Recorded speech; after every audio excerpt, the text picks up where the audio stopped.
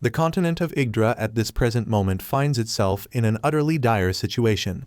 The Black King is a wielder of the power of darkness, possessing strength unmatched by anyone. For some reason, with that kind of power, instead of lording over the world and living the high life producing offspring 10 times a day, he instead wishes to return this world to its starting point. No matter, no people, and no life remaining whatsoever. His army of creatures of the night simply sweeps across the entire continent, dominating everything wherever it goes. At the very moment Yggdra fell into its darkest hour, an ordinary person rose up to build a force known as the Volunteer Army, and many other organizations heard of it and came together to forge a campaign to conquer the Black King. Yuri is that very person.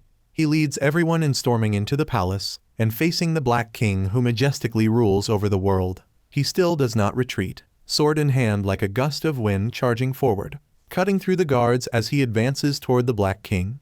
Outside, the battlefield rages more fiercely than ever, humans and creatures of the night slaughtering one another, bodies of both sides continually falling. The Volunteer Army has no shortage of powerful forces such as the Demon Clan, the Holy Knights Order, and the Magic Legion coming to lend their aid.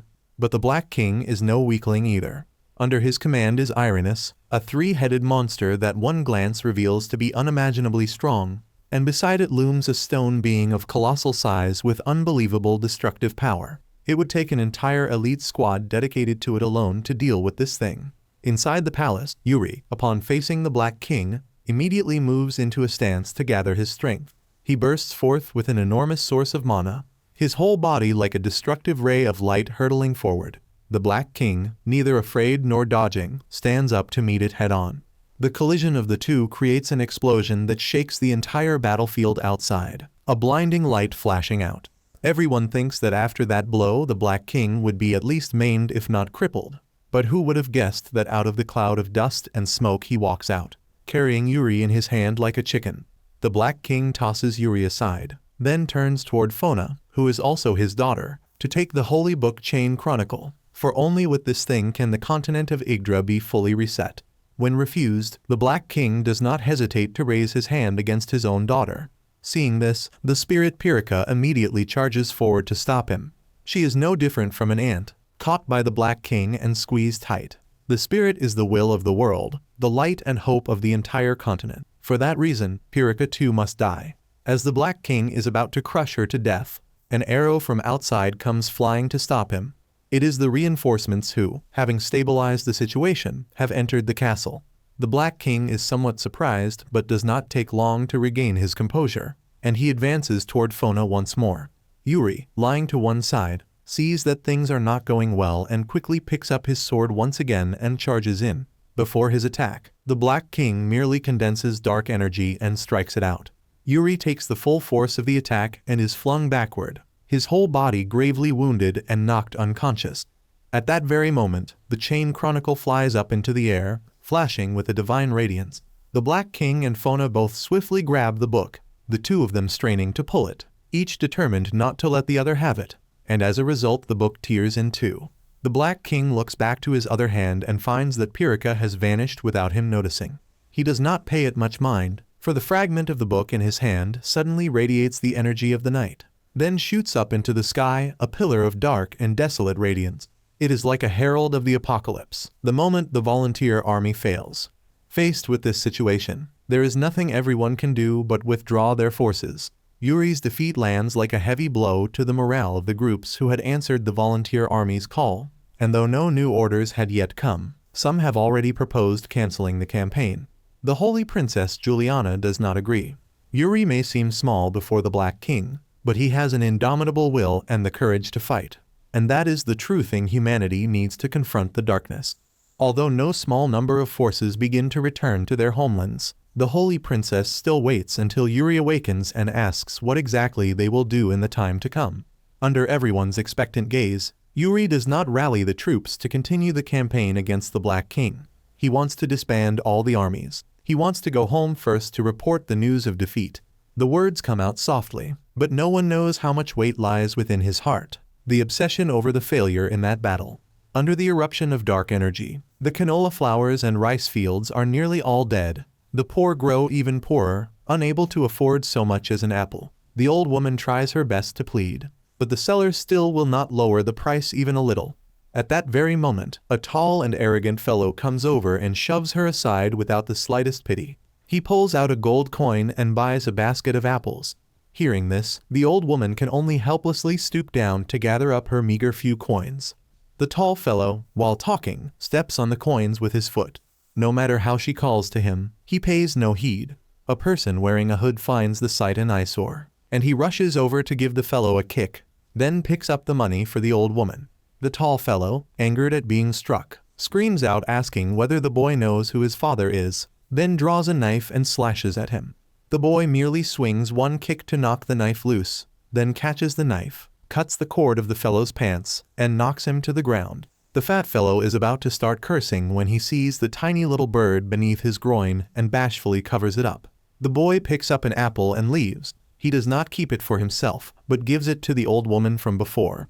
Returning to Yuri's situation, everyone on the way back passes by the gardens of the common folk. They look at the volunteer army with eyes full of disappointment. Then with anger throw dirt at Yuri and the soldiers. They can hardly be blamed, for these withered blackened crops were the meals, the very livelihood of the people. Now that they are dead, no one knows how they are to survive. At that very moment, someone reports that black mist has appeared in a village. Juliana's group quickly rushes there, and here too there is a young boy fighting. Thanks to him, everyone arrives in time to provide support. These are only low-ranking soldiers, and just when everyone thinks they will be easily dealt with, they suddenly discover that mana cannot be condensed. This is precisely the effect of the black mist, obstructing the gathering of energy and rendering the warriors unable to bring forth their inherent combat strength. And so a strong and elite squad finds itself surrounded and struggling against the swarm of monsters. At the moment when everyone wears a look of dejection, Yuri notices the silver-haired boy, who still fights with a fierce resolve, refusing to give up even in the slightest. Even when his weapon is knocked away, he finds a way to manage, then quickly picks up the sword, mouth shouting that he absolutely will not give up as he cuts down the creatures of the night. Following his determination, mana begins to flicker forth. The boy wants to draw on the energy of the others to fight, but it is still not enough. Seeing this, Yuri recovers his spirit, removes his bandages, and heads forward. He and the boy lean back to back, the energy of the two seeming to bolster one another. The boy channels it into his sword and charges forward, while Yuri leaps into the air toward the swarm of monsters, swinging his sword to cut them apart. Then he bursts forth with fierce mana once more, attacking powerfully and tearing apart no small number of creatures of the night. After the battle, the white-haired young man learns that Yuri is the captain of the volunteer army, and that he himself is Aram. Thanks to Aram, the village was not destroyed and the people were spared a massacre, and everyone is very grateful to him. Aram, though not a person of the village, still risked his life to protect everyone and to fight. Truly a brave and meaningful act. But for the time being they cannot relax just yet, and must do one more sweep to ensure no creatures of darkness still linger around this area. Afterward everyone gathers to eat and drink. This would have been an ordinary meal until someone discovers that Fona cooked it. The whole group begins to look at Aram with eyes full of disbelief, for the food Fona cooks is reviled by demons and ghosts alike, and even a starving ghost might vomit upon eating it, let alone a human. Yet Aram eats it as though it were a one-of-a-kind delicacy, the sort that is gone tomorrow if you eat it today. Someone asks Aram how he can swallow food cooked by Fona like that, and he replies that it is perfectly normal, that on the contrary he finds it more delicious than usual, and he even calls for another helping and savors it with relish. How could the group ever understand that Aram, who all day long eats nothing but lizards, now getting to enjoy a proper meal, how could it not taste good? Just as everyone is happily enjoying the meal, the chain chronicle suddenly flares up with powerful dark energy. The energy from it is so violent that it creates a wind that seems bent on blowing everyone away. Fona tries her best to grab the book, but cannot, and Aram, intending to move forward, is blown backward instead. Only after a long while does the dark energy finally vanish. The chain chronicle falls to the ground, and Fona, as if drained of all her strength, collapses. Everyone checks the chain chronicle and finds that a portion of it has been stained black, representing a portion of the continent of Yggdra, now covered in dark energy. The chain chronicle is the book that records all things in this world, representing the world, so when it is stained black, the world too cannot shine as it normally would. Faced with this situation, everyone is utterly helpless. To fight, they cannot win against the enemy. They want to do something but do not know what to do. Fortunately, Pirika is not dead. She has merely vanished without a trace. Everyone must find Pirika before the Black King discovers her. That night before resting, Yuri seeks out Aram to talk and asks him why he wants to grow stronger. Aram says a simple sentence, that without strength one cannot do anything at all. Yuri proposes that Aram join the volunteer army, for no matter how strong one is alone, they will still lose. Aram does not think so. Even with comrades, one will still lose, and Yuri has proven that very thing. That is all the more reason that Aram must join the volunteer army. The next morning, when everyone enters the secondary capital, they once again see the Dark Legion attacking the place. The soldiers have to defend with all their might, determined to stop them from advancing, even at the cost of their lives. Yuri's group quickly steps in to slaughter the enemy forces. Aram, of course, follows along, and his movements are swift, darting nimbly among the enemies. Though a new recruit, he looks not bad at all. The enemy forces seem endless. Cut down one and another comes. Even so, Yuri and his comrades do not lose heart, and even if the whole brood comes, they will fight to the very end. Aram, over on his side, after a while of fighting, again steals energy to enchant his sword and slaughters with it. Having just taken down a few, Burkhart comes over in anger, wanting to punch him square in the face. This is an extremely dangerous act, but since they are now in battle, he does not make a big deal of it, and will settle it once the fighting is done. On Yuri's side, he and his comrades carry out an energy linkage, golden light shining from them illuminating the whole area, like a torch blazing in the dark night.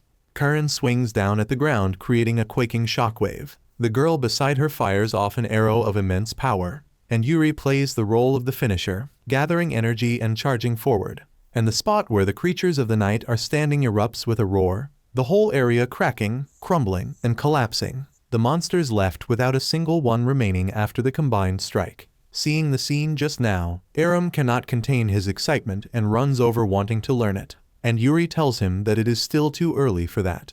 The combined strike is a complex skill, requiring those who perform it to have a firm bond with one another. Burkhart arrives at just that moment, and he believes Aram cannot do such a thing because he is too driven by emotion, lacking discipline, and only ever doing what he wants. Aram, very much the cocky youth at this moment, does not recognize his own fault, and instead thinks Burkhart is jealous that he cannot draw mana from others. Burkhart, a man of high standing, does not deign to scold some greenhorn kid fresh to the world. Aram storms off in anger, thinking that being as strong as he is, where could he not go?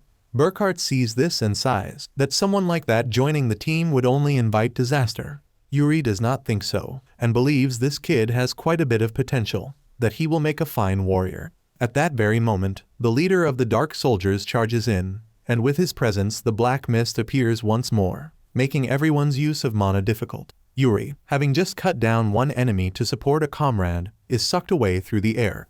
On the general's side, seeing everyone circling to protect Juliana, he launches an attack from afar. Burkhart sees this and rushes over to push her aside, taking the full force of the dark orb himself. As for Aram, he runs until he is so exhausted he can barely breathe before stopping, followed by his return to the conversation with Yuri. Yuri too is very strong, but after losing to the Black King he lost his confidence, and fortunately, when he was at his most dejected, his comrades still stayed by his side. That day, seeing Aram fight to the death without retreating only made Yuri's will to fight boil over once again. Aram is very strong, and with good comrades added on, he would become even stronger. For that reason, Aram sets aside the grudge and immediately returns to the rescue, just as the blade is about to touch Burkhart. Aram is very agile and nimble, every attack carrying a decisiveness meant to take the enemy's life. At the moment Aram is fighting at full heat, his sword is cut and broken. Aram does not give up over this, his hand catching the broken sword, then summoning mana and hurling it back to everyone. Burkhart's group, thanks to his support, grows strong once again, and from then on the creatures of darkness are cut down no differently from chopping banana stalks. Seeing this, the general swings out a colossal energy slash toward Juliana, and Burkhart immediately swings a single strike that drags earth and stone up from below, which not only blocks the general's attack but also impales and kills him on the spot. Only upon seeing this do people realize that Yuri's judgment was not wrong at all, that Aram truly has great potential. After the battle, Yuri gathers everyone back together to once again form the squad to conquer the Black King. This time they will surely win and put the Black King 6 feet under. Burkhart sees this and says nothing but leaves in discomfort, and all of a sudden he buckles to the ground, a rather serious wound at his hip bleeding. Enduring it from noon until now has pushed his body to its limit, and he falls unconscious on the ground. Fortunately, although the wound was serious, it did not put Burkhart's life in danger, and the healer needed only to perform healing magic to set things right. Seeing that he was unharmed, Juliana finally breathed a sigh of relief, then asked him to stay and support the Allied campaign against the Black King. Burkhart wanted to refuse, for he was the Holy Princess's personal bodyguard and ought to return to the Holy Capital alongside her. Juliana understood this, but with Burkhart's support the Allied campaign against the Black King would surely be far stronger. Above all, the Holy Princess also held Aram in high regard, that he would become a capable warrior of great use to the Allied campaign. And since he was still raw for now, Burkhart should stay to guide him. No sooner had she finished speaking than Commander Gilbert called them over to talk. Yuri was conversing with him as well.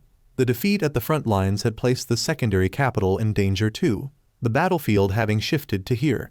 Gilbert did not blame Yuri but understood him, for if the pressure here was 1, then at the front lines it was 10. He asked Yuri what he would do next, and Yuri said he had to go to the Tower of Sages, that he had to ask the 3 sages to learn where Pirika was so he could bring her back. When the Holy Princess stepped into the room, Gilbert handed them a long-range communication device, telling them to use it to send word if they needed any support. Elsewhere, Aram, no matter what, trained diligently, and after finishing his training he wandered the streets clutching his hungry belly. Catching sight of a pastry stall with its tempting, delicious wares, Aram unconsciously reached out his hand intending to steal one to eat. The strip of cloth tied to his arm that Yuri had given him caught his eye and made him stop. Aram was no longer a vagrant now. He was a member of the Allied campaign and had to maintain the image of the whole organization. Nearby a scream rang out, and Aram immediately ran toward it. At the scene, a man holding a short blade was threatening a woman. With a hostage in hand, no one could do anything to him. Suddenly Aram appeared, using his broken knife to knock the man's weapon loose, and the hostage found her chance to flee. The criminal, furious at having his plan ruined, drew his sword and fought Aram. As Aram retreated, he happened to spot a weapon, immediately grabbed it, and stepped up to face his opponent. Though the man swung his sword in a way that looked strong and dangerous, compared to Aram he was still green. Step by step Aram forced his opponent back, then slashed at the tent, and the cloth fell down to cover the man's head, so he could not see. By the time the criminal freed himself, the sword was already pointed right at his face, and the soldiers rushed in to chain him by the neck and haul him away.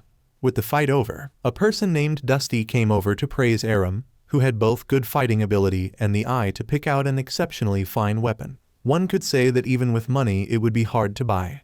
Upon learning that Aram was a member of the Allied campaign against the Black King, Dusty did not hesitate to gift him that sword.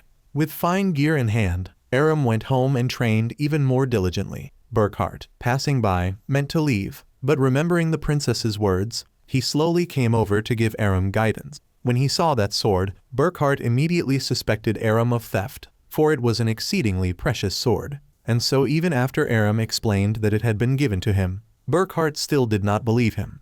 Just then Yuri's group arrived, and he did not rush to conclusions but wanted to hear Aram explain. Dusty happened to be passing by and said that he himself had given it. Burkhart knew he had made another mistake, letting his emotions affect his judgment, and turned and walked away. When night fell was the time Yuri had to confront the dark personality within himself, which always insisted that he could not defeat the Black King, that this world would sink into darkness anyway. Yuri, fierce and uncompromising, would have none of it, and shone a 1,000-watt floodlight to show that thing here and now, in this life and the next, who the darkness was. Just then Aram came in from outside, thanking Yuri for trusting him that afternoon. Before, he had truly been one to expect much without putting in the work, but now things were different. Aram wanted to grow stronger, to destroy the Black King and avenge his village, and he wanted to become as strong as everyone else. Yuri was very pleased with this attitude, that honing one's swordsmanship and one's character ought to be 2 things done at the same time, and that Aram had to become a person worthy of this precious sword. The next morning Yuri and everyone had to set off, accompanied by Aludra, the head of the Magic Guild, along with Vorg, and Burkhart followed too by order of the Holy Princess. The atmosphere of the Allied campaign was very harmonious, everyone cheerful and getting along with one another, with only Burckhardt wearing a funeral face, neither speaking nor smiling with anyone. Yuri knew he was unhappy at having to follow the Allied campaign instead of staying by the Holy Princess's side, and when Yuri wanted to come over and encourage him, Burckhardt brushed him off and left. He walked limping through the forest, the wound from the day before not yet fully healed, steeped in the aura of darkness. Once Burckhardt had walked far enough away, Irenaeus appeared, and at first Burckhardt still drew his sword to resist. But as the creature's power stirred up the negative emotions within him, he began to lose control, abandoning his resistance. His will to fight snuffed out before he even knew it. Irenaeus struck right at Burckhardt's disappointment and torment. Why was he not allowed to follow the Holy Princess? Had she abandoned Burckhardt? On Yuri's side, a wave of dark energy fluctuation came rippling through, shaking the whole forest. Yuri knew something had happened to Burckhardt, and rushed there with everyone. Irenaeus, as if having prepared for this all along, summoned dark soldiers to fight. Yuri's group quickly engaged as well, unleashing a barrage of wide-area skills bombarding the land, while the warriors charged in to slay as many as they could, intending to reach Burckhardt's location as fast as possible. But the density of soldiers was too great, and they could not wipe them all out at once. Yuri and his comrades used the combined strike once more, the energy erupting so violently that the attack swept clean the enemies before them. But Yuri was still one step too late. Burckhardt still held in his mind the thought that he had been forsaken, and the darkness enveloped him, the shadow claiming Burckhardt's body entirely. When they departed, leaving no small number of armor fragments on Burckhardt's body, he had completely become a demon person. The moment Yuri stepped forward, he was struck by Burckhardt in a relentless flurry. Sword swings with no intention of probing, heavy as hammer blows that created great gusts of wind shaking the surrounding trees and grass. When Kine and Vorg rushed up to provide cover, they were knocked flying by Burckhardt with a single blow. He was about to send Yuri 6 feet under when Irenaeus stopped him, saying that today's purpose was only to bring someone back, and the fighting could wait for another day. When Burckhardt left, the Allied campaign lost a battle-hardened warrior of the battlefield, and gained a powerful enemy difficult to defeat. Juliana, far away on her way back to the holy capital, seemed to sense something and gazed into the distance with a feeling of unease, until she received word from Yuri, and then she was stunned, never having expected this to happen, and the other comrades wore similar expressions. Everyone understood that Burckhardt was an upright and responsible man, so how could he ever have become a demon person? There was nothing Yuri could do at this moment but apologize, and Juliana did not blame him, for she knew that whether a person becomes a demon person or not depends on them. So how could she blame Yuri? Now that the campaign's whereabouts had been discovered by the enemy, they needed to hurry and make the most of their time to reach the Tower of Sages, to avoid being caught off guard by an enemy ambush. No sooner had Juliana finished speaking with Yuri than she received word that smoke was rising from the holy capital from a fire. There were riots breaking out there for unclear reasons. After receiving news of the volunteer army's defeat against the Black King, the people, sensing the rather ominous upheaval of the continent of Yggdra, began spreading rumors that if they let the darkness descend and cover the world, their lives would be spared. The common folk did not have the strong fighting power of warriors, and their weakness combined with fear bred despair, and despair led to blind foolishness. And so the holy capital was engulfed by fear, a group of people setting fires, smashing, and beating everything in sight. The women who kept their wits about them kept trying to restrain the men of their families, but the men remained blind until they were subdued and rounded up by the army. The army had a very hard time of it too, for the soldiers were not allowed to kill the people, and could only act to restrain them, which took a great deal of time. Juliana returned at just that moment, and to have the holy princess see the holy capital fall into such a state made everyone full of self-reproach. As everyone was discussing the current situation, there was another troublemaker up ahead, and when they subdued him, they realized it was a child not yet grown. He too was as frightened and despairing as the others, wanting to turn into a demon person and join the Dark Legion to survive rather than wait to be slaughtered. Hearing this, Juliana was both heartbroken and angry, and she asked the boy whether he understood the meaning behind turning into a demon person. If a human turns into a demon person, that person loses their emotions and reason, and will never again recognize their loved ones, friends, or family. Was a life so empty and meaningless worth trading for by hurting others? Burckhardt becoming a demon person had shaken her no small amount. and now the people of the holy capital becoming the same only pained her all the more. Back with the campaign legion, from afar Aram had already spotted strange structures floating in midair. That was the Tower of Sages, and just as everyone arrived, and before they could enter, a fireball suddenly shot out, striking straight toward them. Aludra reacted in time, stepping out to block the blow, and the attacker was Velnar of the Magic Legion. Yuri knew this was an order from the sages in the tower, and stepped out to declare that the Legion would continue the campaign against the Black King, and that he hoped the sages would lend their full aid. From the air came a reply, that to obtain their support one had to prove oneself worthy. And so Velnar, like a machine gun, poured fireballs down relentlessly toward the campaign, and Aludra, facing him, rushed out to block the rain of fire. The rest of the Magic Legion did not stand idly by either, casting many spells striking straight down. Yuri's group split up to respond, and Aram on one side wanted to charge in when he saw Aludra falling into trouble, her mana not flowing as smoothly as usual, while Velnar condensed an enormous orb and struck straight at her. Fortunately Aram transmitted mana in time, and thanks to that she completed her spell and quickly shattered the fireball. Aludra's spell was blocks of stone like meteors raining down from the sky, a wide area spell that threw the whole battlefield into chaos. Seeing no one in need of direct support, Aram charged forward. Just as Aram was about to have a battle taut as a bowstring, a girl without a stitch of clothing appeared to stop him, and the fight ended from there. In truth, there had never been any test at all. Melchior was simply so bored that she had been messing with everyone a little, and only when Dilma bound her up like a mummy did she finally behave and get to work. Dilma projected an image of the royal capital, where the Black King had taken up occupation and where there was a dark barrier, and from that thing the dark energy kept continuously growing and spreading everywhere. The darkness was not weakening but growing stronger by the day, and whether Yuri had the confidence to defeat the Black King, he did not know either. The only thing he had being the determination to fight until he won. Fatima, the Sage of Fate, told everyone that the future was uncertain, that nothing was clear as of the present moment, and that whether the darkness could conquer the world still depended on the campaign legion. Yuri wanted to learn from Fatima where Pirika was. Even she did not know, only that Pirika was still alive, but could not leave her current dwelling. What the Sage of Fate did tell them was to go to Maze Alley, where there would be something useful. Having obtained the information they needed, everyone rested a while, chatted, and got acquainted with the group at the Tower of Sages a bit, then departed. The Magic Legion followed along too, for they had recently discovered something at Pass Alley, and were going to explore and see what was up. As it happened, both their destinations were quite close, so they simply traveled together. The more the merrier, and able to support one another besides. Very quickly afterward they reached Maze Alley, and who would have expected that in a place as remote and cold as this, it too would be affected by dark energy, with creatures of darkness everywhere surrounding and attacking them. Normally this lot would not be a big problem, just one slash, one punch, or one kick to kill a single one.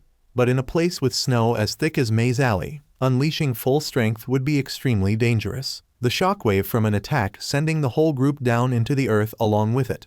On top of that, due to the density of dark energy as well as the rather strong blizzard, the dark soldiers seemed immortal, reviving the moment they were smashed apart instead of vanishing as they usually would. Seeing this, everyone tried to buy time from Marina, a healer, to perform wide area healing magic. Usually this spell would not cause any damage to the enemy at all, but at this moment it caused the soldiers to vanish entirely. That was the counter between life force and soldiers of the necromantic type. No sooner had everyone dealt with this wave than another wave came pulling in from afar. They were chasing something round like a snowball, and this creature, of all the places to leap, leaped straight toward Aram, and from their Yuri's group had to keep fighting once again. Velnar the war lover ran out of patience, and no longer holding back, unleashed a wide area fire spell, enough to burn the soldiers to ash so they could not keep recovering. Though the result was good, the heat and aftershock it created were no small thing, and the layer of snow below melted, unable to withstand it, sending Aram falling. Yuri rushed to grab and hold him but fell down the cliffside too. Faced with the situation of lost members, everyone decided not to search, but instead proactively to ask the earth spirits, who knew the terrain here well, for help. That was the best approach, for if they stubbornly went searching in a blizzard like this and got lost, it would only spell doom. Down below the cliffside, Yuri and Aram were unharmed, and that round thing kept clinging to Aram. To make it easy to call, he named it Cotton Ball. and Yuri saw that he seemed to want to bring it along, and if so, that was fine, for he sensed it carried no evil aura and so was fairly at ease. Aram had not intended this at first, but it clung to him so much that he had no choice. One more mouth to feed. The wind here suddenly grew stronger, and Yuri was pushed back, no longer wanting to return, instead to find or dig a more suitable shelter. Aram was still full of energy and wanted to keep going. But fortunately Yuri was rich in experience, for the wind and snow would wear down one's stamina greatly, so they had to be careful. Once inside, Aram still would not give up on this idea. In truth, when lost, finding a shelter and staying put there was the best choice, for the searchers might follow the clues and arrive at one's current location. Seeing this, Aram was envious, not understanding how Yuri and his comrades could trust one another so much. As someone who had until now only acted and lived alone, Aram very much wanted to be like Yuri. Yuri could not simply teach him how to gain comrades like that, for one had to go through things one could not overcome alone before a person could come to know what it meant to join hands and pool one's efforts. The thing called the bond came from that very place, and Yuri could not explain in detail what it was, for Aram had to find the answer for himself on his own. Aram chided Yuri for being a stingy fellow, then went outside wanting to scout out the situation a bit and see how things were. But unexpectedly something strange happened. First Cotton Ball suddenly vanished, and a while later the blizzard came on more fiercely, the dark energy growing denser too, and it was only when he could not find his way back to Yuri that Aram realized he was in trouble again. A while later Yuri noticed something amiss and went outside to check. But it was too late, for Aram seemed to have already gone very far, and call as he might, there was no answer in reply. At this moment within Yuri's inner heart a most unpleasant voice rang out once more, that he had taught Aram not to wander off when separated from the team, so if he died now it would serve him right. The moment Yuri caught hold of this abnormal train of thought, up ahead the figure of the dark personality appeared. It taunted Yuri that he had lost in the battle with the Black King, that faith in friends would mean nothing, while Yuri was full of doubt, wondering whether what he was doing was right, whether they would truly win if they kept charging headlong down this path. Yuri was merely someone with the veneer of a hero, controlled by that very thing. When the world is in trouble, people beg the hero to lend a hand and save the world. But what about when the hero is in danger? No one saves the hero, and on the contrary they even throw stones and reproach him. Yuri asked himself whether people like that were worth trading his whole life and his friends to save and help. Just as the success in distracting Yuri took hold, that evil personality charged in and slashed down a sword. In the darkness, a flash of red light flared up to block the blow, and that was Aram returning.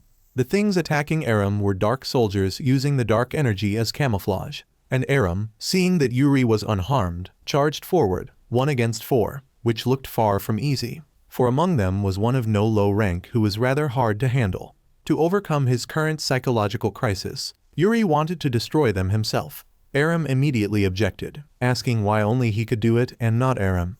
It was Yuri himself who had said that strength was meant to help others, and Aram wanted to do the same, to help him wipe out this lot. Aram's words seemed to pull Yuri out of his daze and bring him to his senses, as Aram retreated and the 3 monsters began their advance. The 2 of them split into 2 directions, Yuri lighting up with radiance and charging straight into the soldiers, and with a thunderous crash they were destroyed entirely. Aram was no less impressive, mana blazing bright in his sword as he moved at unbelievable speed, neatly cutting down the leader.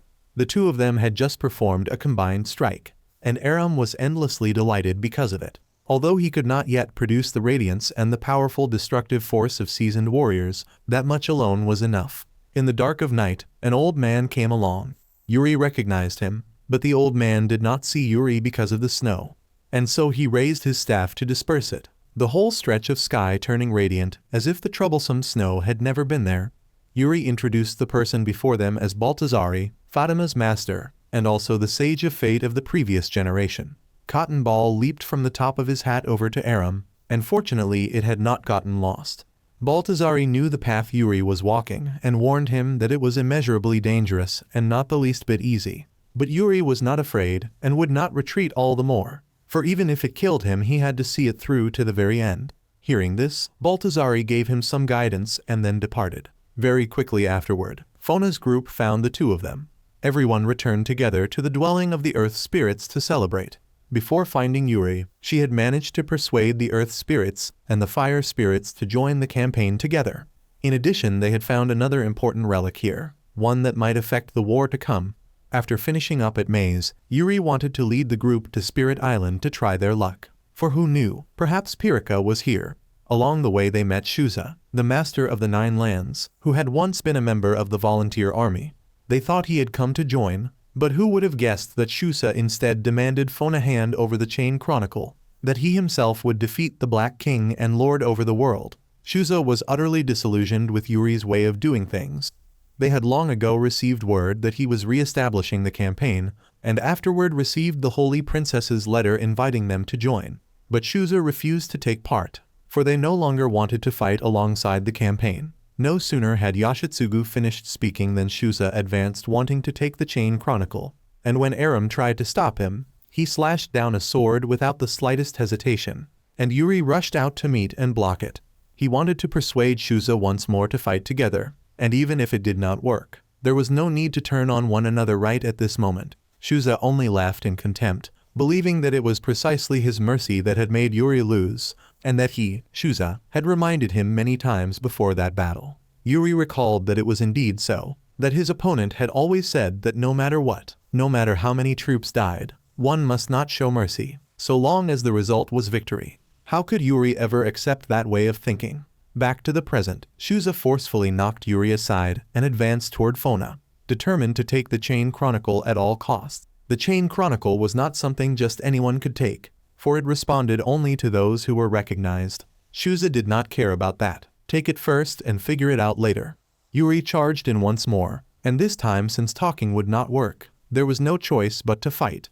As the battle of the 2 leaders erupted, those around them began to fight as well, and Velnar the war lover was overjoyed to be fighting, for he was a battle maniac. So the moment a fight broke out he laughed like a madman selling fried bananas. Back to Yuri, Shuza suddenly took off his armor, for from the previous battle he had been infected by the darkness. If Yuri chose the light, Shuza would step into the shadow. Shuza did not merely intend to take the Chain Chronicle to defeat the Black King, but also wanted to become the new Black King, possessing terrifying power and ruling the world. No sooner had Shuza finished speaking than he swung his sword in a relentless string of attacks. Yuri passively met and blocked them, retreating, in kind, before anyone realized, charged up to begin the combined strike combo, and Yuri, catching his meaning, moved into a defensive stance, needing only to finish gathering energy before he would charge forward. But how surprising, Shuza powerfully lunged up to knock Yuri flying, breaking off the combined strike. With no one left to stop him, Shuza turned toward Fona, and Aram tried his best to resist and stop him but failed, getting knocked aside. Shuza grabbed the book, and Fona too was thrown flying. The moment Shuza held the Chain Chronicle, darkness poured out from it in place of the sacred light. Yuri, seeing from afar what he had done to his comrades, grew utterly furious and immediately stood up, took up his sword, and charged in. Before Yuri could reach Shuza, swords came crashing down from the sky to block his path, followed by something like a drill descending from the heavens. The layer of steel on the outside opened up like a cloak, and inside was a person. Beside that thing Irenaeus appeared without anyone noticing, and Burkhard of course was not absent either. She introduced the woman over there as an ancient golem, one glance enough to tell it was not the least bit weak. Irenaeus looked at Shuza with great interest, wanting to draw him into the darkness. But Shuza's insolent mouth was truly so grating that it made one extremely uncomfortable, and Irenaeus changed her mind, wanting to kill Shuza, though it was a great pity. Having said this, the ancient golem charged forward, and Shuza's demon troops, seeing this, advanced to protect their master, but the woman was like a guillotine, her whole body spinning in attacks that left nothing alive. Shuza's demon troops were no different from banana stalks, cut in two the moment they advanced. Irenaeus summoned more dark soldiers to make the battlefield more chaotic so that no one would pay attention to her, then headed toward Yuri's location and began to draw him into the darkness. From the previous battle, Yuri's arm had been infected with dark energy, and apart from Fona no one knew of this. In Yuri's mind, it was not only Irenaeus casting words of enchantment, for the evil personality was also taking away his last hopes. He told Yuri how weak he was, that he could see it now. Couldn't he? Aram and Fona thrown aside while he could do nothing at all. Before the seamless coordination between the evil personality and Irenaeus, Yuri did not fall but swung his sword forward, For the sake of his comrades he would never sink into the darkness. Irenis was somewhat disappointed, then burst out laughing even while under continuous attack, and retreated to show Yuri what the current battlefield was like. Those who fought shoulder to shoulder with him were falling into extremely dangerous straits, Michidia firing so much that she had not even an arrow left. Marina using healing magic to destroy the dark soldiers did not amount to much either, and on the contrary, when the spell ran out she found herself surrounded, while Kain and Yoshitsugu, swing their swords as they might, could not kill off this lot. Once Yuri had seen all of it, Irenis attacked his spirit once again, and Yuri's dark infected arm flared up with a violent surge of dark energy, and once more the dark personality appeared. As in times before, it attacked Yuri's strong, unshakable convictions. The result still could not make him fall, and Yuri raised his sword and thrust forward. One would think Yuri would kill the thing that had been following him all this while. But who would have guessed that the one who took that sword thrust before it was Kain? Before Yuri's confusion, the image of that dark personality slowly transformed, and it was Fona. This sword thrust not only pierced Kain, but also cut down the solid wall of mental defense Yuri had built. The dark energy around Yuri exploded, and a sudden gust of wind rose up, leaving everyone unable to stand steady.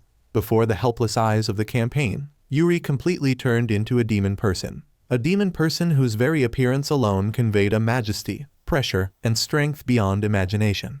At this present moment, when every piece of bad news came crashing down upon humanity, a knight and the leader turned into demon persons, turning their sword points toward humankind. The only good news was at the Holy Nation. Juliana had become the Holy King, stabilizing the hearts of the people and setting everyone back in order. This could be counted as a small consolation for the human forces. After Yuri sank completely into the darkness, the battles on the battlefield nearly came to an end, the Dark Legion no longer having any reason to keep fighting. Shusa, seeing Yuri defeated by the darkness over his torment regarding his comrades, was utterly disappointed that the man who had once led him had been beaten for such a ridiculous reason. Shusa moved into a defensive stance and gathered energy, then slashed out a half-moon-shaped blade of energy hurtling straight toward Yuri.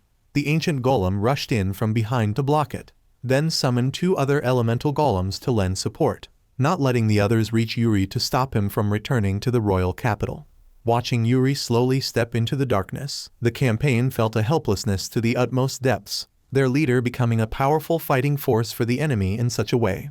After this event, everyone had to focus on healing Kain, whose wound was rather serious, and Marina, a fairly skilled healer, could only temporarily keep Kain's condition from worsening, for to save him they had to return to the secondary capital. That night Shusa came again, wanting to recruit everyone to fight for him. With Yuri gone, the future of the campaign was as good as over, with nothing left worth staying for.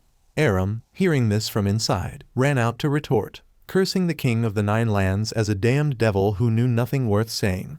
Yuri had merely lost his way for a while, and he trusted his comrades utterly. Everyone now had the responsibility to try to bring Yuri back. Aram's words, seemingly senseless, and without the slightest logic at the time, nonetheless temporarily lifted the campaign's spirits, and Shusa, having heard them, knew he could not take the people away and so withdrew. The next morning, the whole group split into 3 teams, Marina and Kain having to return to the secondary capital first. The Magic Legion's group forced to return to the Tower of Sages to report the situation. Aram and Fona still would not give up, and continued on to Spirit Island to find Pyrrhica first. It would surely take no small amount of time before everyone could meet again. Having exchanged their destinations, they began their journeys. Aram and Fona's trip was fairly smooth, and they met no danger along the way. Even so, the spirits of the 2 were hard to put at ease, and Cotton Ball, afraid Aram's spirits had fallen, tried to show concern and encourage him, though of course he would not lose heart over the present loss, only a little worried for Fona. Somehow, ever since meeting Yuri, Aram's devil-may-care attitude of caring for no one had vanished, and now he truly worried for others from the bottom of his heart. When Fona finished bathing, the 2 of them ate together, Aram being the main cook, and Fona found it fairly delicious as she ate, even tastier than her own. Fona knew that only Yuri and Aram could comfortably eat the food she cooked. To keep her from growing sadder over this matter, Aram changed to another topic. Having heard that Yuri once slew a dragon and being eager to hear the story. Hearing about the slaying of the dragon made Fona even sadder, for this was a pain in Yuri's heart and not anything to be proud of. The dragon Yuri had slain was called the Desert Guardian. It was not an evil dragon, but had been infected by the darkness and lost its reason. With the strength of the volunteer army, they organized an attack that gravely wounded the dragon and brought it back to consciousness. In that brief moment of lucidity, the Desert Guardian asked Yuri to kill it, for it did not want to be a protector that instead caused suffering in the desert, and so Yuri was forced to do the deed and afterward was deeply tormented. This too was one of the reasons the darkness was able to bring him down at the present moment, and Fona, seeing this, regretted it and blamed herself, that if at the time she had not gone near and trusted in Yuri, things would not have turned out so badly. If she had noticed in time that he was in an unstable state and paused the campaign to treat him, then perhaps Yuri would not have been darkened. Fona believed that it was she and the others who had forced Yuri to bear the fate of the world upon his shoulders. When Fona wanted to take all the blame upon herself, Aram cried out a no. It was just that the Black King always knew how to strike at everyone's weak points. Aram had once thought Yuri was very strong. For a man leading many different branches of forces to confront the Black King could be nothing but strong. But after joining the campaign he came to understand that no matter how strong a person is, they have a weak point. That was the reason they were comrades, and the most fitting thing to do now was to bring Yuri back, not to blame oneself. Hearing this, Fona wept aloud, for she was the one who understood Yuri best yet could not stop him, and so she was very sad. It was only when she was utterly exhausted that Fona stopped crying and slept. When the night fell into quiet, Aram confessed at last that losing Yuri was very heavy and painful, that even he did not know what future lay ahead for the campaign and for humanity. The next morning, Karen's group finally arrived back at the secondary capital, his life no longer a thing to worry about. Juliana and several key figures in the Holy Nation, receiving word that Yuri had fallen into the darkness, were rather shocked, for even Yuri failing truly made people doubt the defeat of the Black King. Only Juliana kept her mind steady, for she could not fall as the newly appointed Holy King of the Holy Nation. With Yuri lost, she herself had to become humanity's last line of defense.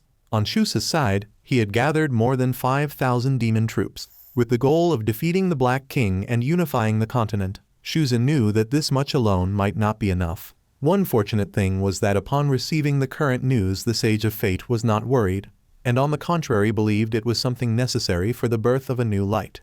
A powerful light that would dispel the darkness currently besieging the continent of Yggdra. On Aram's side, they had come to stand facing Spirit Island. The reason they came here was that the island had a spirit sharing the same name as the continent of Yggdra, who dwelt within the World Tree and possessed a chronicle. To find Pyrrhica they had to use that thing. No sooner had the two of them set foot on the island than they sensed the black mist, dark soldiers having arrived before they knew it. Fortunately, a person named Viaten came in time to receive the two of them, then brought them to the World Tree. The situation here was even more chaotic than the outer region, the soldiers charging up wanting to advance into the colossal World Tree ahead.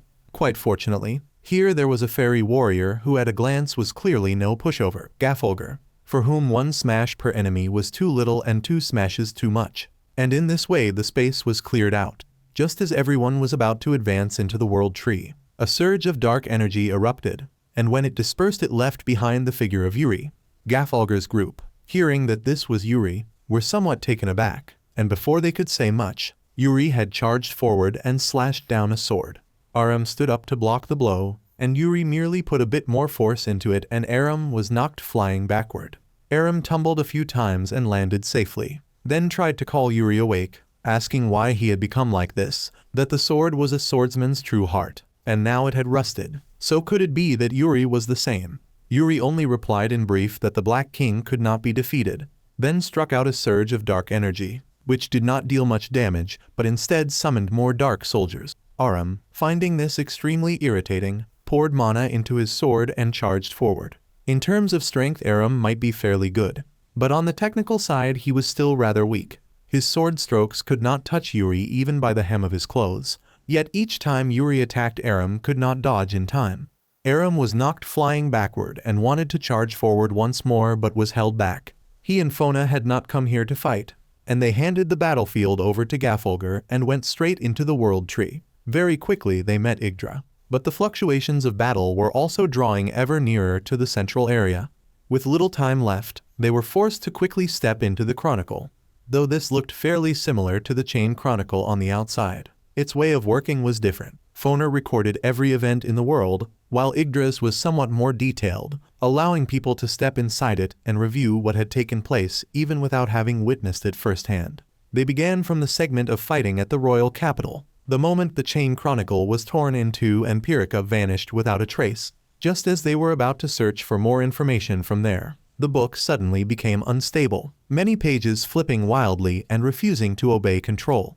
This was because outside, although Gafalgar had fought with all his might, Viaten over there, clutching the chronicle and intending to run, still could not stop Yuri. He struck a surge of dark energy at the two of them, and Gafalgar and Viaten, taking the blow, dropped the chronicle, and the book, being polluted, gradually turned completely black, with everyone inside the book split off into many different places. Aram returned to the time when Yuri was still a feeble greenhorn with none of the strength he had now, who could not even face the weakest of the dark monsters. Just as Yuri was about to enter the coffin awaiting the day of burial, a knight rushed in. He looked somewhat like the image of the darkened Yuri. The knight performed a familiar technique, lighting up with radiance, his whole body bursting forth with energy like a shooting star, defeating the dark soldiers. After being saved, Yuri lamented, not knowing whether he could ever be as strong as the knight before him. The man replied that he did not know either, that even with months and years of training, Yuri might not be able to manage it. But the knight believed that if he truly did not give up and held that indomitable will, then one day he would be as strong as he wished to be.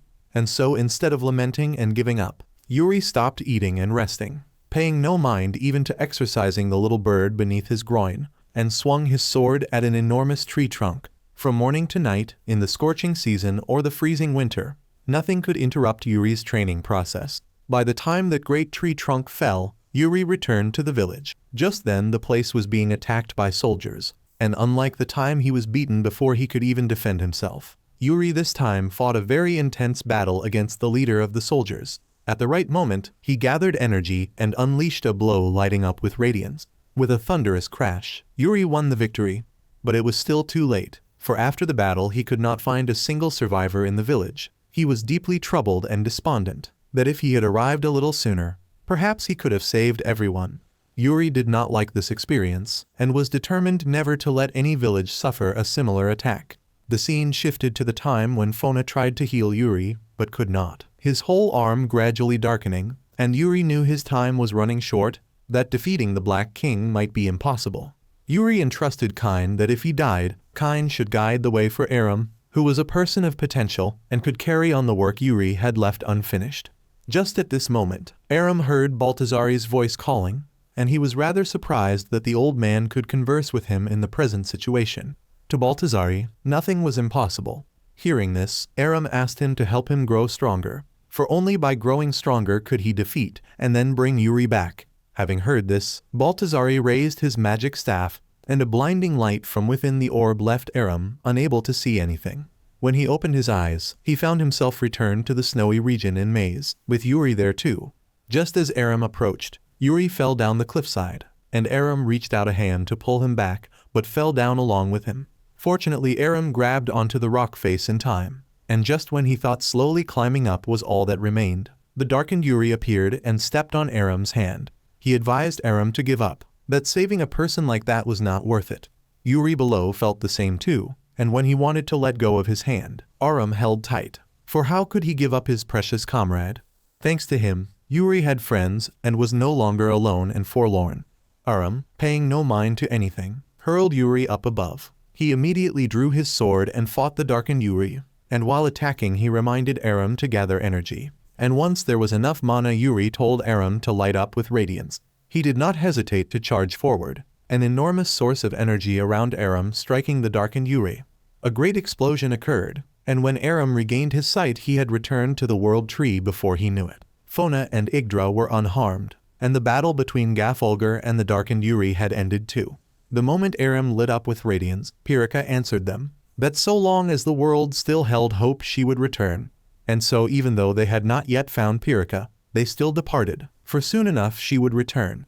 By the time Aram and Fona reached Spirit Island, events had already unfolded in many other places. 2 demon clans came to seek an audience with Juliana to speak about overthrowing Shusa, for they did not agree with his way of doing things. If Shusa had any intention of allying with the Black King and betraying the continent, they would overthrow the King of the 9 Lands. On Aram's side, he and Fona went to the desert to inform the Desert Queen Ashrina that another dragon would be born here. This being something Baltazari had said and therefore could not be wrong. Hearing this, Ashrina understood.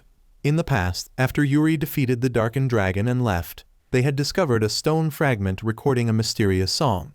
This thing might awaken the next generation Desert Guardian, and to ensure this would succeed, Fona and Farah had to go find a talented singer with an emotive voice named Musica.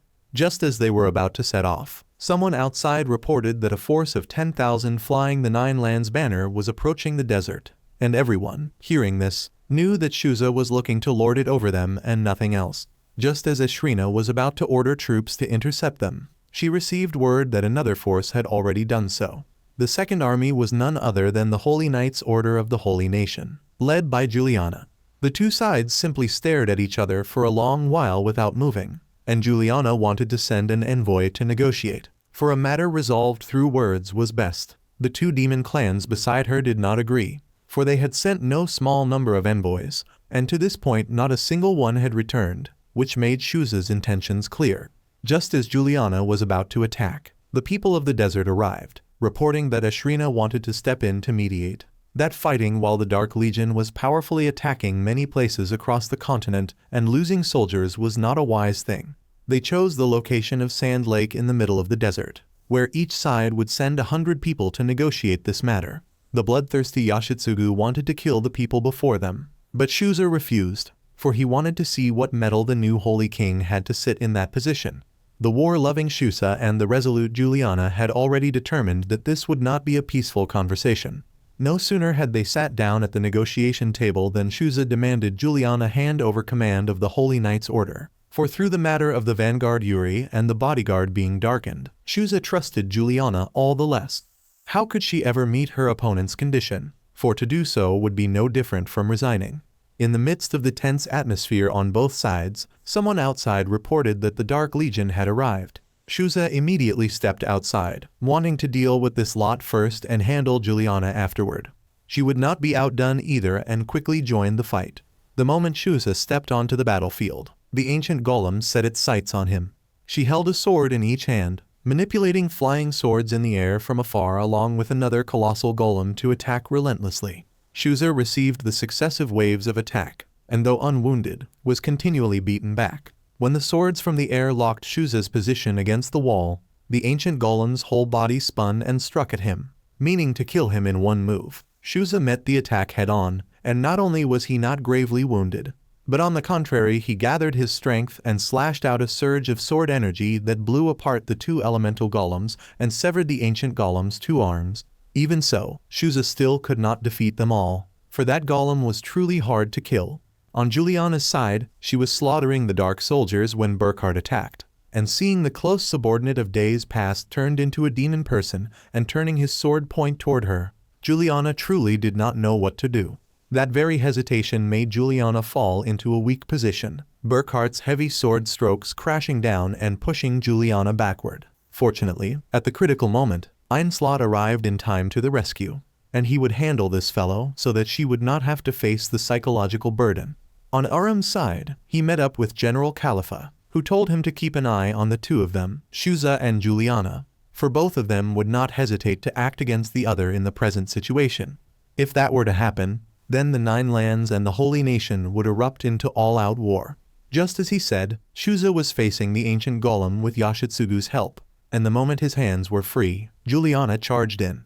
Unlike Burkhardt's battle, Juliana was not restrained and unleashed her full strength, making even Shuza struggle to defend. The collision of the two created waves of aftershock affecting the surrounding environment. As Juliana was knocked backward, she coated her sword with mana and once more charged in, slashing furiously at Shuza.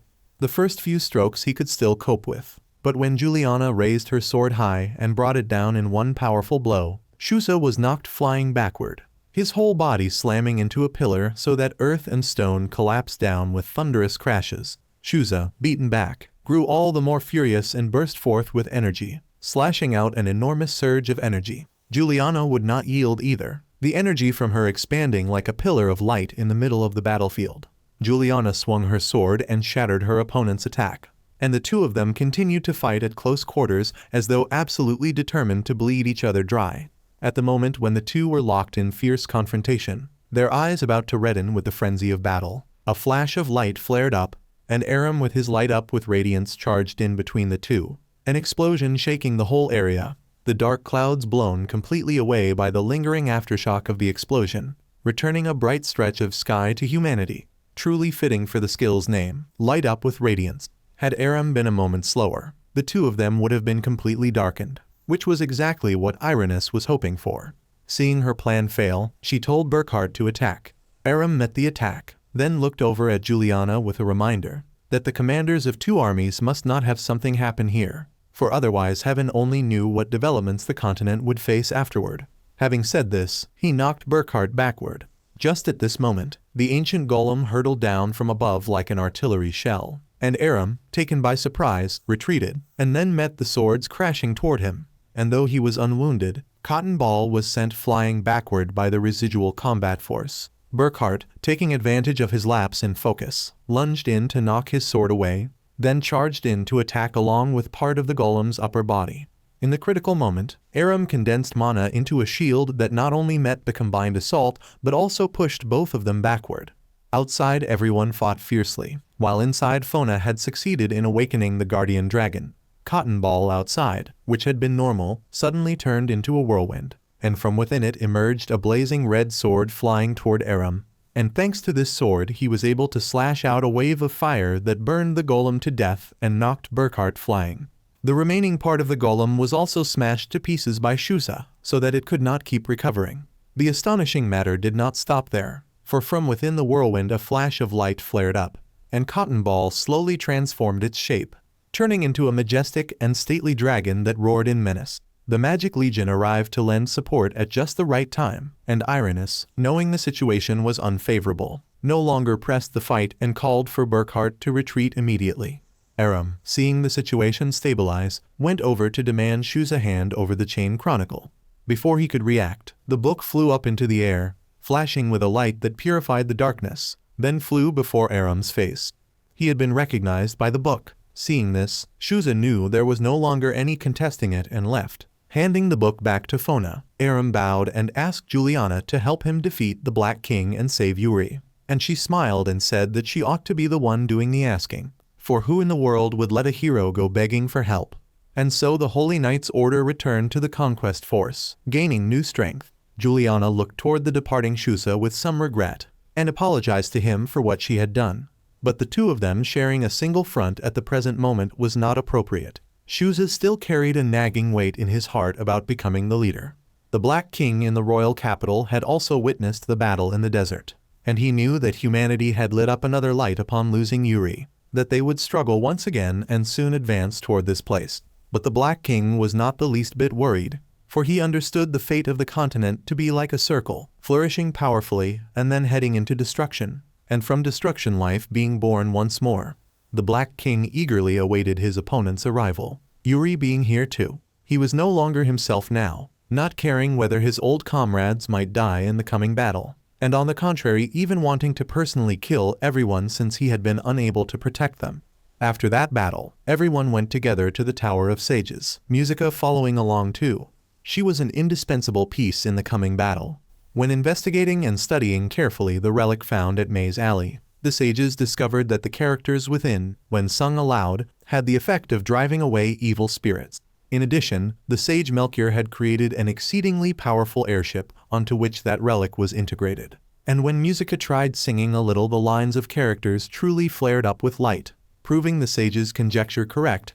Musica would be of great use in the coming battle, for as everyone knew from the previous campaign, the darkness surrounding the royal capital was many times denser than other places, and matters were even worse with a powerful barrier having formed there. Thanks to that shield, the Black King's safety was absolute, and no one could lay a finger on him. But with Musica it was different, for when this ship was activated, it would teleport straight into the royal capital, and everyone would destroy the barrier from within. To ensure the conquest force would arrive in time and attack at the right moment, Juliana was marching toward the front lines. Aram thought everyone would fight right now, but no, for activating this thing required a great deal of time and energy, and they had to wait a while longer. According to the assignment, Musica and Fona would be aboard the ship to bring out the power of the relic as well as the Chain Chronicle, and the Magic Legion would take part in the campaign too, advancing straight into the royal capital alongside the conquest force. Of course Aram and Cotton Ball could not be left out either, for they were now no small power, enough to influence the final outcome of the battle. During the wait, Aram had someone maintain his sword. The blacksmith looked at the fine sword he had forged with satisfaction. Not because it was fine for having been forged by him, but because Aram had used it properly. It was Aram himself who had made it into a precious treasured sword, not him. No sooner had Aram gone outside than he met Velnar, who asked him out to a private spot to talk. Velnar wanted to know whether Aram was prepared to kill Yuri, for it was no longer everyone's Yuri. Aram immediately refused, that the goal was to defeat the Black King and bring Yuri back. Somehow Aram felt that he could still save him. Velnar, seeing this determination, no longer stood in his way, though if everything failed, he himself would deal with Yuri. When night fell, Aram sat down again to talk with Fona, and he suddenly asked her whether she liked Yuri. Hearing this, Fona's face turned red as a monkey's behind, and at first she was bashful. But when she saw the seriousness and determination in Aram's eyes, she knew he was not asking in jest. There had to be something behind his asking about this.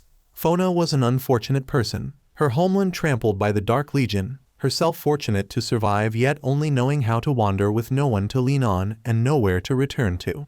The only thing she had was the Chain Chronicle. Fortunately she had met Yuri, who had taken her in and brought Fona along on a journey full of emotion. They laughed together in joy, and sorrow too was shared.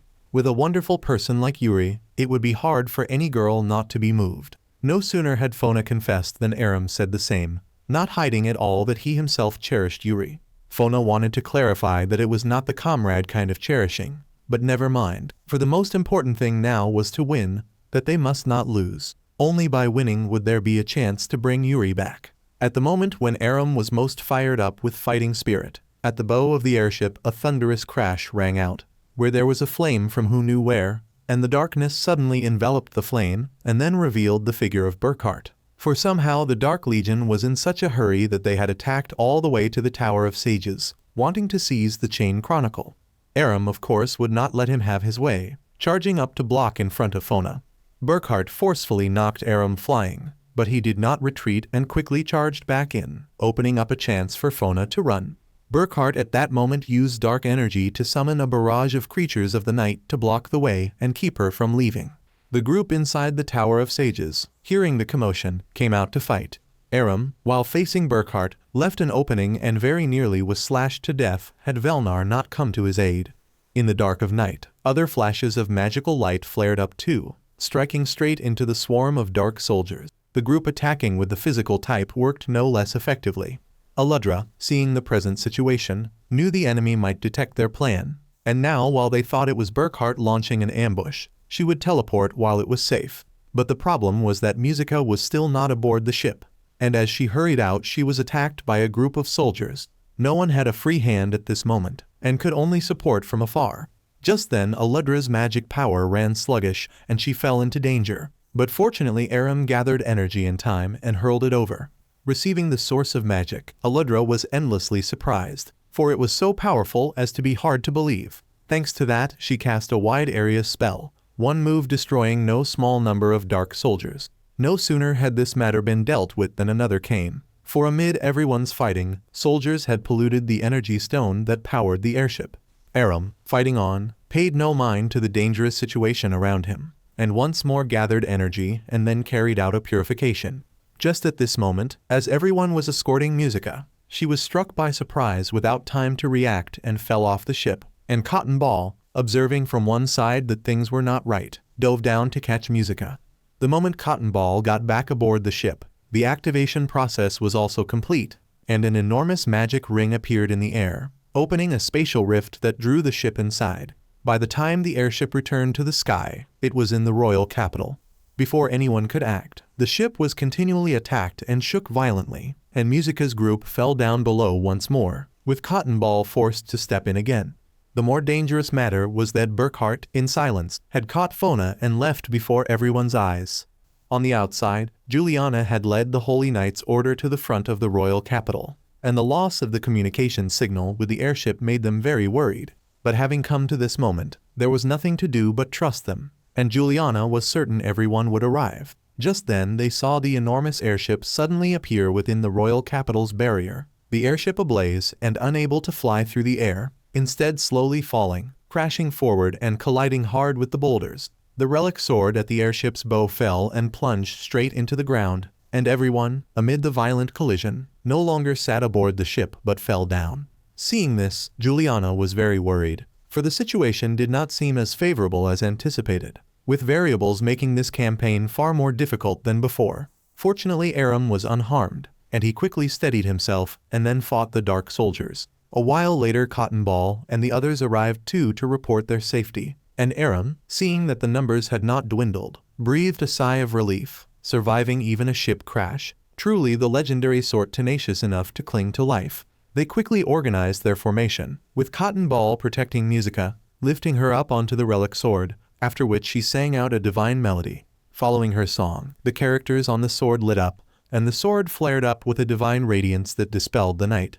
At a speed visible to the naked eye, the pitch-black evil barrier surrounding the royal capital gradually vanished. That was all Juliana was waiting for, and she ordered the entire army to sortie. A throng of mounted cavalry opened the way and charged in, followed by the other branches of the Holy Knights' order lending support. The battlefield outside was Juliana's to handle, while Aram's group had to enter the castle, the true battlefield of this campaign. All along the way there were always Dark Soldiers blocking the path, and their journey was never comfortable or easy. Suddenly an enormous elemental golem appeared and smashed toward Aram, and Velnar reacted nimbly, firing a fireball in support, and one blow of his did not wound it. So a barrage of magic came crashing in to concentrate on smashing the golem's legs to pieces. With time pressing, Klaus told everyone to keep advancing, that he would stay behind to deal with this lot. Inside the castle, the captured Fona kept staring fixedly at the Chain Chronicle, not afraid, but as if she had foreseen this situation. Before setting out, Fona had asked Melchior to activate the seal upon her body. The clan of people who held the Chain Chronicle had a secret technique passed down through many generations, and its power was indeed unpredictable, but the price was the life of the user. Fona of course knew, but in her eyes there was no fear at all, but rather a determination to fight to the death. The Black King took the remaining portion of the Chain Chronicle and transmitted dark energy into it, and from within it flashed the energy of light.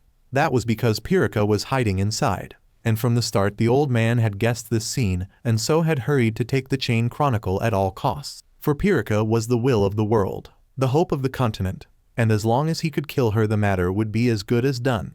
The battlefield outside grew tense too, with Juliana, being the Holy King, directly joining the fight, directing the army to support the branches that were somewhat at a disadvantage, then ordering everyone to sing along with Musica, using it as a battle hymn for the fight.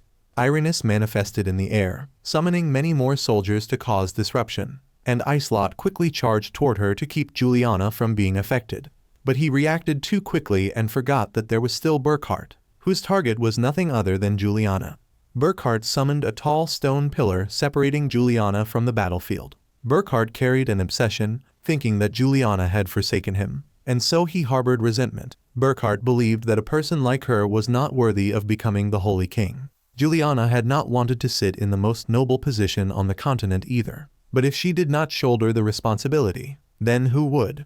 The moment Juliana burst forth with energy, Burkhart charged in, the energy of light and the energy of night straining against each other for a while, and Juliana was knocked backward, her whole body slamming into the stone wall. Burkhart pressed his advantage to attack and subdue her, wanting to let her know what the feeling of helplessly accepting one's fate was like. Juliana was not angry at or resentful toward Burkhart at all, but on the contrary blamed herself for not caring for the subordinate below her, for not helping him understand not to live for others, not to mind how much value one held in another's heart. The fickle changes in a person's heart could not be predicted. Hearing this, Burkhart grew all the more furious, with a single blow smashing the wall behind, and Juliana was knocked down to the ground, taking no small effort before she could stop. Burkhart questioned her that even now she was still evading her responsibility and not fighting. No sooner had Burkhart finished speaking than he saw the Holy Knight emblem on the ground, which was his, and she had received it from Aram. Juliana realized her own mistake in letting Burkhart fall into the darkness, that the holy nation would not have lost a fine knight had Juliana been more perceptive, and that she had not dared to face this. Now Juliana realized that she could no longer bring Burkhart back, and as the supreme leader of the Holy Knights Order, she was forced to release Burkhart through death. Juliana's whole body radiated divine energy at that moment, behind her the symbol of the holy nation. As Juliana charged forward, a pair of energy wings formed behind her back, making her look like an angel descended to the mortal world. Burkhart, seeing this image, froze. This was the very holy king whom he had once worshipped like a deity, and before dying, seeing Juliana looking like this gave him a sense of consolation. When the attack came crashing in, Burkhart was struck down to the ground, and even in death he still would not let go of his emblem. And so an outstanding knight turned demon person ended his life. Inside the Black King's castle, the situation was worse than ever. The chain chronicle having been completely darkened, the dark energy bursting forth violently and making the dark soldiers grow more powerful. They attacked Musica to keep her from continuing to sing the hymn that dispelled the darkness. The moment the song ended, the dark barrier showed signs of forming once more. On Aram's side, he had come face to face with Yuri. The two of them rushed into combat, and Aram wanted to call Yuri awake, but could in no way manage it, as though before him was a person other than the Yuri of his memories. Aram's attacks did not show any will to fight at all, the thing he did best at present being talk. Hearing Yuri say such things, Aram remembered Velnar's reminder, whether he could truly do the deed. Only at this moment did Aram understand the brutality of the battlefield, that it was kill or be killed, and that even if it was Yuri before him, there was no escaping the choice above. Aram no longer held back, condensing energy and channeling it into his sword, then charging toward Yuri. The battlefield outside grew more tense too, and Irenaeus, after a while of being able to neither advance nor retreat, changed direction to strike at Juliana by surprise. She had no time to react and had no choice but to take the full blow. As the sparks were about to touch Juliana's body, a stream of energy rushed in and shattered the wave of attack, and the one who came was Shusa. He had joined the fight without appointment or notice. His appearance changed the course of the battle, and Cotton Ball used its power to control the blazing red sword to carry Musica up into the sky to continue the hymn dispelling the night. Shusa headed toward Irenaeus, who believed that he too had faith in the power of friendship. But in Shusa's eyes there was no such thing as friendship, for Aram had shown unbelievable strength, and so he believed Aram could bring Yuri back. It was simply that and nothing more. Irenaeus, who had with great difficulty seized a bit of advantage on the battlefield only to have Shusa erase it, was extremely irritated, and struck a large amount of dark energy up into the sky, a series of fire pillars pouring straight down like rain. Shusa knew that dragging this out further would only make the allied forces take more losses, and he burst forth with energy surrounding his body and slashed out a powerful sword strike, so fast and strong that Irenaeus had no time to react, and just like that she was completely destroyed by Shusa's terrifying source of energy without a single trace remaining. On Fona's side, seeing the chain chronicle gradually becoming completely darkened and losing its state as a sacred book, a determination flared up in her eyes. Fona pulled down her clothing to reveal the mark on her, the proof of the chosen one, and called the chain chronicle to answer her. And the dark energy polluting the sacred book transferred straight into Fona's body. And thanks to her trading her life, everyone gained a bit more time to fight. On Aram's side, after fighting Yuri for a while, he discovered that the armor was the very thing imprisoning his mind, and Aram gathered energy into his hand wanting to smash it from within but failed, and on the contrary was knocked backward by Yuri, slamming into the wall unable to stand up. Yuri walked over to Aram, raised his sword high without the slightest hesitation, and slashed down.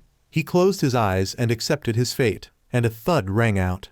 That was not the sound of Aram being cut in two, but of Machidia firing an arrow that pierced Yuri's arm. Kine's group had arrived in time before it was too late. Even in this dangerous situation, they still had time to tease about Kine clinging to life as stubbornly as a leech, that even a long-lived elder could only manage so much. The moment Aram's wound was healed, the four of them entered the combined strike state without anyone signaling in advance. Aram transmitted his powerful energy to everyone. Kine charged forward and collided with Yuri, and Yuri was knocked up into the air by Kine's strength, his whole body falling into a passive state, unable to dodge the powerful slash that followed. Taking this blow, Yuri also weathered the terrifying energy arrow from Machidia despite himself. Taking advantage of his inability to react, Marina used healing magic to lock Yuri in place, and the one delivering the finishing blow was Aram with an orb of pure light, which slammed hard into Yuri's body, the dark energy armor showing cracks. Inside, Yuri too had a battle with his darkened personality, which gave him no chance to return, with a single sword strike knocking Yuri backward. It was Yuri himself who had committed the unforgivable sins, having not only failed to protect his comrades and defeat the Black King, but also hurt them with his own hands. It was Yuri's very weakness that had given birth to him, his heart full of wounds making him lose in the battle against himself. Yuri did not care about that, knowing only that the light of his comrades was shining upon this place. Yuri gathered energy onto his sword, a single thrust into the darkened personality, cunningly dodging his opponent's attack. In the end, Yuri told him that a person with a wound ought to carry it as they fought, that no matter what they must not give up. The darkened personality no longer had any reason to exist, and it turned into a point of light merging as one with Yuri. Outside, the dark energy armor shattered apart, and Yuri returned in his armor of light. At last a more powerful light had been born, exactly as the Sage of Fate had predicted. On the Black King's side, watching Fona sacrifice her life to draw in the dark energy, the old man was not angry, for if he wished, the Black King could pollute the Chain Chronicle at any time. Just as he was about to do it, a stream of light rushed in to stop him. A great explosion occurred, but the Black King suffered no harm at all. The three of them, Aram and the others, stepped up to hold them off, while the two of them, Yuri and the other, behind quickly healed Fona, and fortunately they arrived in time, for otherwise there would have been no chance left. The battle ahead very quickly drew to a close, with Kain and Machidia knocked backward before Aram could transmit energy to them. Having knocked the two of them flying, the Black King drew a sword out of thin air and attacked Aram by surprise, then switched to trading techniques with Yuri. Yuri reacted in time to hold the old man back, and Aram seized the chance to gather energy and transmit it to him. The two of them coordinated together to besiege the Black King, and their assault was so fast that the old man had no time to react and took the full force of Aram's light energy-coated slash. One would think the old man would return to Mother Earth, but no, for the Black King's whole body burst forth with violent dark energy that blew the two of them away, and when the source of energy faded, he had turned into a dragon before anyone realized it. The moment the Black King wanted to strike forward, Cotton Ball lunged in to press his head down, after which the two dragons flew up into the air and proceeded to fight. The Black King summoned energy in succession, firing relentlessly at Cotton Ball. Cotton Ball flew swiftly, weaving and dodging, then opened its mouth and breathed fire at the old man. The two of them, Yuri and the other, charged up from below to join the fight. The two of them no different from deities riding the clouds and treading on weapons as they fought. Seeing this, the Black King covered the sky with magic rings, the dark energy pouring straight down to bombard the whole group. Yuri knew that fighting in the air was not to their advantage, so Aram charged forward to draw attention, his whole body nimbly weaving through the Black King's deadly snap, then leaving an enormous wound on the old man's wing. Yuri was no less impressive, controlling his weapon to rush in and strike straight at the Black King. The attack shattered the old man's defensive layer, and Yuri dropped down from the sky, a single thrust into the eye that made the Black King roar in agony and thrash about violently. Yuri fell off the old man's head, and while Aram went to catch Yuri, the Black King meant to attack but was lunged at by Cotton Ball, which snapped at his neck. One would think the battle would end here, but who would have guessed that Cotton Ball was struck by surprise, and both dragons fell to the ground. Cotton Ball, its whole body gravely wounded, reverted to its original state. The Black King was no longer a dragon, but neither was he a person, for he was now a monster. His hand flared up with a surge of dark energy, and when he struck forward it expanded in size to swallow up the two of them, Yuri and Aram. The old man thought this blow would decide the battle, but a flash of light flared up from within the darkness, which not only blocked the dark energy, but also slowly swallowed it up. According to the Black King, humans were a calamitous species, who out of selfishness had created so much evil, and such a thing did not deserve to live on this land. The old man would kill them all and then recreate Yggdra.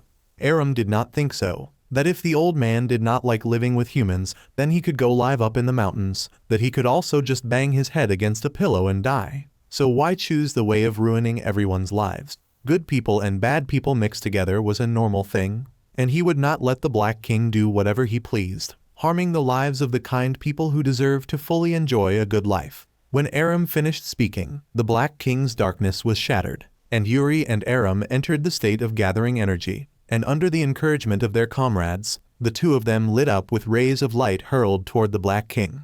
At first one ray of light had not been enough, and this time they carried 2 rays of light along with the determination of humanity, and the Black King helplessly watched the terrifying attack strike into him.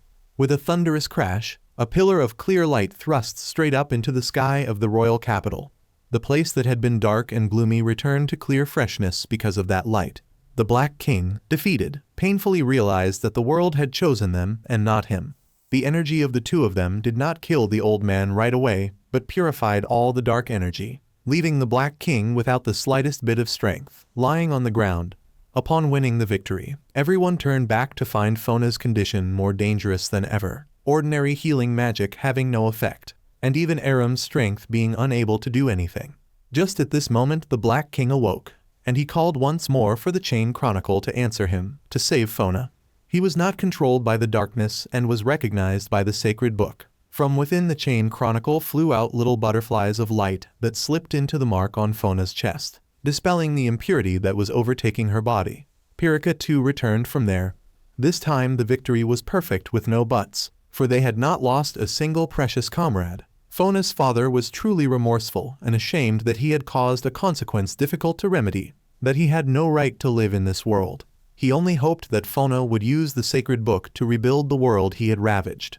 Outside, the swarm of creatures of the night began to vanish, which was the signal of victory, and everywhere in the royal capital was the sound of celebration as the great war passed, for they had protected the continent of Yggdra and their own homelands. Afterward each went their own way, Shuza continuing to be king in the land of the blind, and Juliana returning to govern the holy nation. Yuri's group remained as before. They were the volunteer army, ready to lend support whenever they received a request for help.